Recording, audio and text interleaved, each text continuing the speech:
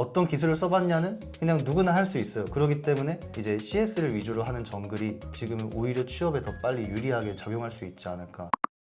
자기소개 한번 부탁드릴게요. 안녕하세요. 저는 크래프톤 정글 5기를 수료한 양성규라고 하고요. 지금 현업에서 백엔드 엔지니어로 일하고 있습니다. 지금은 의료, 바이오, AI 쪽 도메인에서 일을 하고 있고요. 저는 이제 백엔드 개발을 맡고 있고, 저희 회사에서 만드는 서비스는 이제 솔루션인데, 병원에서 사용하는 솔루션인데요. 유방암을 진단을 할 때 이제 병원 기기로 스캔을 하면 그 이미지 파일을 저희 회사의 솔루션에서 분석을 합니다. AI 모델을 가지고 분석을 해서 그 안에 암세포가 얼마나 있고 일반 세포는 얼마나 있고 이렇게 좀 진료하기 편하게 그렇게 해주는 솔루션을 개발하고 있고, 저는 이제 그 모델이 돌아갈 수 있는 플랫폼을 설계하는 백엔드 업무를 맡고 있습니다. 네, 다양한 직업군 중에서 이제 특별히 개발자라는 직업을 좀 꿈꾸게 된 결정적인 계기 같은 게 있을까요?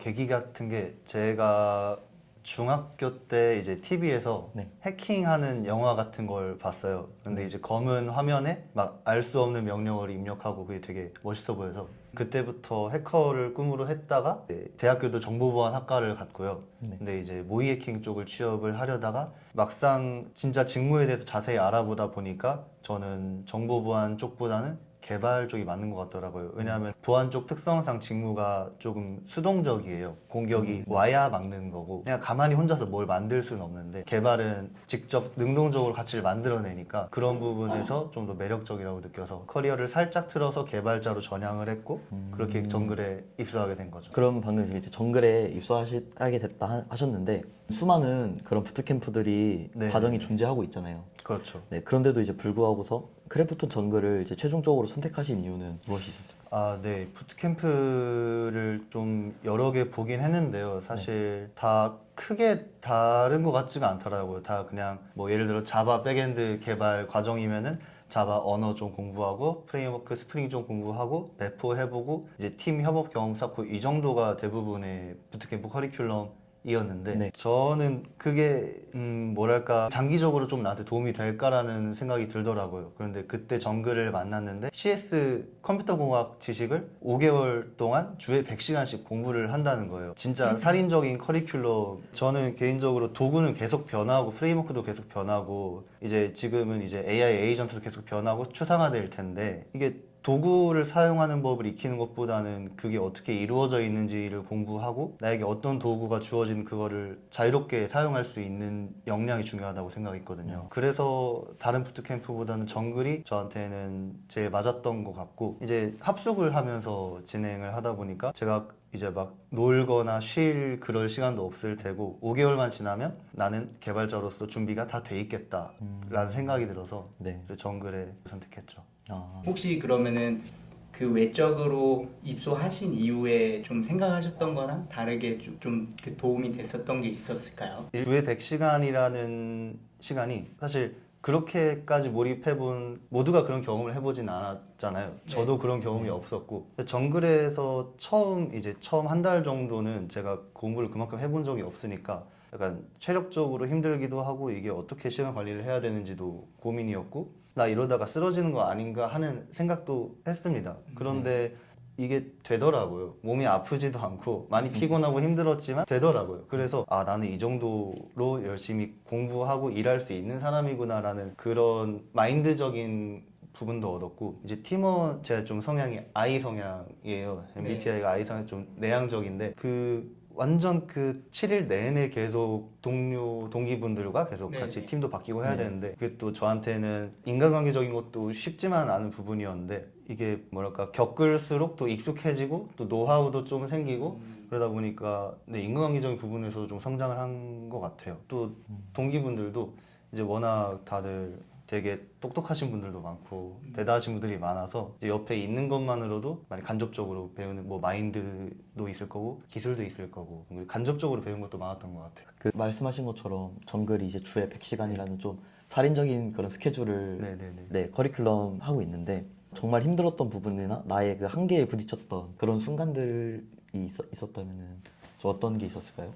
아무래도 남한무 때가 제일 힘들었는데요. 네. 사실 핀토스까지는 조금 그래도 할만은 했어요. 힘들었지만 할만했는데 전 남한무 전까지는 밤을 샌 적이 없거든요. 제 모토는 그냥 빨리 와서 빨리 가고 규칙적으로 좀 꾸준히 롱런하자 이런 느낌이었는데 남한무 때는 너무 바쁘다 보니까 또 제가 팀장이었습니다. 그래서 더 힘든 것도 있었어서 하루에 2시간, 3시간 자고 또 발표 준비하고 개발도 하고 막 이렇게 하다 보니까 너무 힘들더라고요. 네, 팀장으로서 남한무 프로젝트를 할 때 네. 체력적으로, 심리적으로 너무 힘들었죠.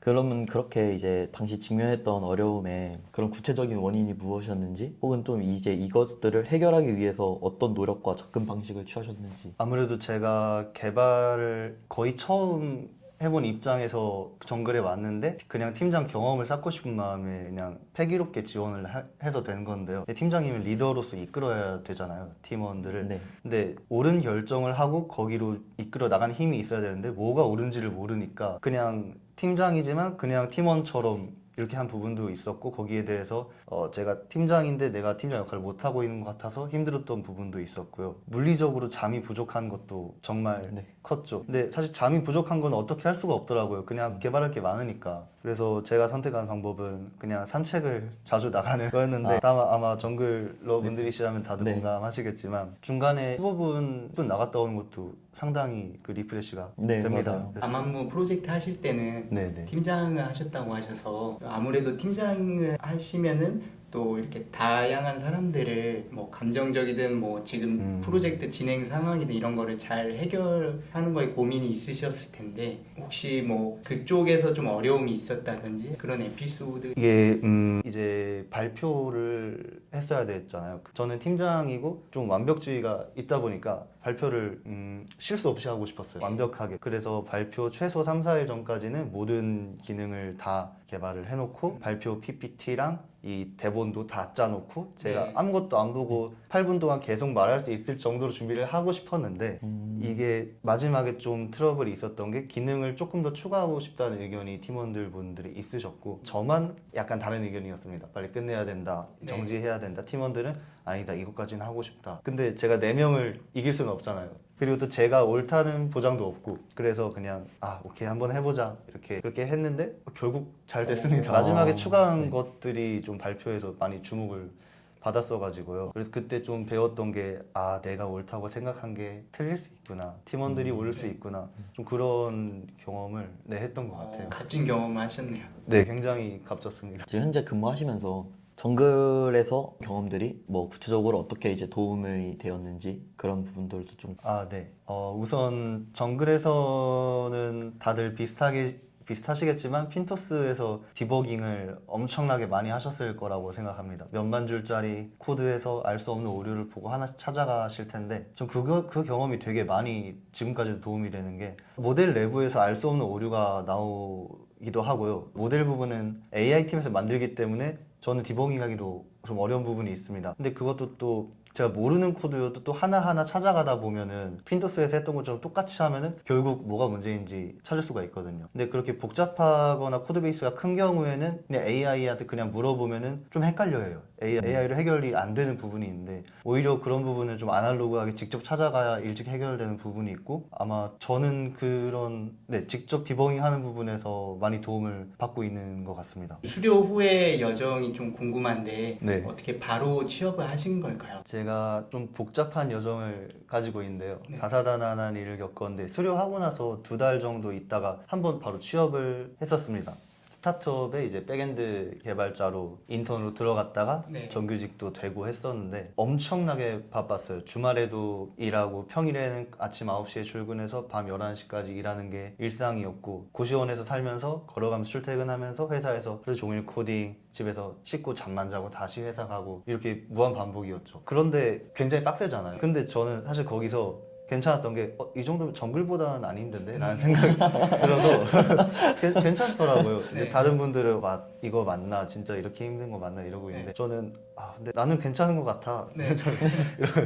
그런 정글에서 혹독한 경험이 도움이 많이 됐고요. 근데 네. 전 개인적으로 좀 혹독한 환경에서 빨리 크는 게 좋은 것 같은데 그래서 사실 그 회사는 바빴지만 저는 좀 만족을 했습니다. 네. 빨리 성장할 수 있었기 때문에. 그래서 아름다운 미래를 그리고 있었는데 3개월 정도 근무했을 때 회사가 갑자기 폐업을 해가지고 모 회사 측에서 갑자기 너희 오늘 당장 사업 중단해 이렇게 내려와가지고 영문도 모르고 직원들 하루아침에 사표 쓰고 그렇게 취업 시장에 내던져졌었던 기억이 있습니다. 그 다음에 하나 또 있는데요. 제가 지금 다니는 회사가 세 번째 회사인데 두 번째 이제 첫 회사를 해서 쫓겨나고 나서 취업 준비를 한 반년 정도를 더 했습니다. 더해서 개인 프로젝트도 하고 코딩 테스트 준비도 하고 이렇게 하다가 두 번째 붙은 회사는 금융권 회사였어요. 이제 채권이나 그런 금융 상품들을 중개하는 회사였는데 사실 채용 공고나 아니면 면접 때 안내받았던 사항과는 조금 다르게 개발 업무가 주는 아니었습니다. 저는 제가 개발을 그렇게 좋아하는 사람인 줄 몰랐는데 개발을 안 하고 앉아있으니까 너무 힘들더라고요. 그래서 제가 퇴사를 했고요. 그런데 저는 그냥 개발을 할 수 있는 회사에 갈 수 있으면 만족을 하는데 그게 생각보다 힘들더라고요. 서류를 제가 총 400개 정도를 냈는데 마음 편하게 개발할 수 있는 이런 회사에 도저히 붙지를 않아서 제가 부족한 것 같더라고요. 제 능력이 이력서든 포트폴리오든 너무 부족한 것 같아서 그 요새 백엔드 JD 보면은 막 MSA니 뭐 레디스니 이런 것들 많잖아요. 뭐 네. 메시지 큐 이런 것들. 그래서 저는 그런 것들을 제대로 다뤄본 적이 없어서 이거 한번 다 통째로 써보자. 다 써보고 막 성능 측정해서 내가 개선해보고 진짜 실무에서 하는 것처럼 해보자 라고 생각을 해서 한 달 동안 개인 프로젝트에 완전히 매달려서 4가지 실험을 했습니다. 통신 프로토콜 이제 gRPC랑 REST랑 네. 비교해보고 캐싱 적용 전이랑 후랑 이제 더미 데이터 100만 건을 넣어서 그런 거 성능이 얼마나 개선됐는지 그리고 CPU 고부하 작업 저는 반복문 엄청나게 많은 양의 반복문을 가지고 CPU 부하도 테스트를 해봤고 그렇게 한 달 동안 투자해서 포트폴리오를 업그레이드 하니까 드디어 좀 제가 가고 싶은 회사들의 서류가 붙기 시작하더라고요. 그래서 지금의 회사에 이제 취직하게 됐고 지금은 만족하면서 다니고 있습니다. 지금 현업에서 AI를 어떻게 지금은 클로드 코드랑 제미나이 클로드 코드를 메인으로 쓰고요. 이제 또 클로드 코드 진짜 만능인 것 같습니다. 기능 개발할 때든 디버깅할 때든 설계할 때든 좋은 것 같아서 저는 클로드 코드로 주로 도움 받아서 하고 있는 것 같습니다. 말씀해 주셨다시피 AI가 지금 거의 모든 걸 다 해주잖아요. 그렇죠. 그런데 지금 컴퓨터 이제 CS 지식이 필요할까 궁금하네요. 그런 쪽에 고민해 보신 적 있으셨다면은? 요새 이제 개발자분들이 다 비슷하게 고민하고 계실 것 같긴 한데 근데 저는 오히려 AI가 개발을 도와주고 해주기 때문에 더욱더 CS 지식이 저는 중요하다고 생각을 하거든요. 개발자가 어떤 도구를 써봤고 쓸 줄 알고 하는 거는 사실 저는 지금 그렇게 중요할까 생각이 드는 게 왜냐면 막 신입 개발자가 막 레디스 안 써봤어요. 그런데 나 써보고 싶어 하면 바로 AI한테 뭐 어떻게 해야 되는지 알려줘 하면은 몇 분, 몇 시간 만에 바로 막 도입해서 쓸 수 있잖아요. 그래서 사실 뭘 써봤냐, 무슨 기술을 써봤냐는 그 크게 중요하지 않은 것 같고 오히려 CS 지식이 있고 기초 베이스가 있어야 AI 뿜어낸 출력물에 대한 평가나 적절함을 이제 비판적으로 좀 생각을 할 수 있게 될 거라고 생각을 하거든요. AI 결과물이 옳은가, 어떤 리스크가 있는가, 이걸 그냥 적용해도 되는가를 판단할 수 있게 만드는 힘이 저는 CS라고 생각을 하고 있습니다. 그런 부분에서 정글은 사실 한 2, 3년 전에 이제 AI가 지금처럼 활기치지 않을 때까지만 해도 사실 취업을 빨리 하기 위한 코스는 아니었다고 생각을 해요, 정글이. 그런데 지금은 오히려 시대가 바뀌어서 이제 어떤 기술을 써봤냐는 그냥 누구나 할 수 있어요. 그렇기 때문에 이제 CS를 위주로 하는 정글이 지금은 오히려 취업에 더 빨리 유리하게 작용할 수 있지 않을까. 거대한 코드 베이스에서 알 수 없는 복잡한 오류들을 직접 디버깅 해보고 스스로 판단해서 고치고 수정하고 기능을 추가하고 해본 이런 경험이 저는 지금 취업 시장에서 가장 중요하다고 생각을 하고 있습니다. 그럼 이제 마무리 질문인데요. 지금 개발자 취업을 이제 준비하고 있는 많은 취준생 분들에게 뭐 해주고 싶은 말 혹은 뭐 조언이 있다면은 한번 한 말씀 부탁드려도 될까요? 지금 취업 시장이 차가워도 너무 차갑잖아요. 그래서 다들 똑같은 고민하고 계실 것 같아요. 서류 몇십 개, 수백 개 넣으면서 난 왜 안 붙지? 내가 부족한가? 이렇게 분명히 생각하고 계실 텐데 본인이 부족해서 떨어지는 게 절대 아니고 지금 시장이 너무 문이 좁습니다. 근데 바로는 들어가기 힘들어도 매일매일 조금씩 코딩 테스트든 뭐 CS 공부든 프로젝트든 매일 조금씩만 성장하면 저는 언젠간 그 길에 도달할 거라고 믿거든요. 그래서 지금 너무 힘들다고 막 난 개발자가 아닌가 이렇게 생각하지 마시고 좀 더 자신을 믿고 꾸준히 조금씩만 매일매일 발전하시면은 충분히 누구나 취업이라는 문에 도달하실 수 있지 않을까라고 생각합니다. 오늘 이렇게 귀한 시간 내주셔서 정말 감사드립니다. 저야말로 감사드립니다. 네, 감사합니다. 네, 감사합니다.